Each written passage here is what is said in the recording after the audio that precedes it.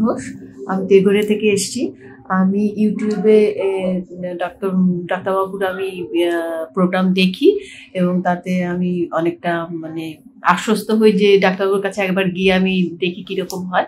তো এসে ওনার সাথে কথা বললাম। ওনার কথাবার্তা শুনে খুব ভালোই হলো। আসলে আমি ভাবছিলাম চলে যাব, কিন্তু ডাক্তারবাবু আমাকে এতটাই অ্যাসিওরেন্স দিলেন যে এইভাবে ট্রিটমেন্ট করলে আমার ঠিক হয়ে যাবে। তো আমি আর লেট করলাম না, আমি আজকেই ট্রিটমেন্টটা নিলাম।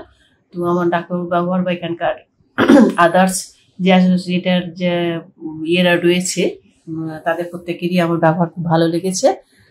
তো আমি আফটার 15 days ডাক্তারবাবু আসতে বলেছেন, তখন আমি এসে এখন আমি কিছুটা স্যাটিসফাইড হয়েছি। মানে যেগুলো আমার এখানে ডিপ্রেশন হয়ে গেছিলো সেগুলো ফিলার্স দিয়ে আমার অনেকটাই মনে হচ্ছে ইমপ্রুভমেন্ট হয়েছে, কারণ আমি তো জাস্ট সবে করলাম।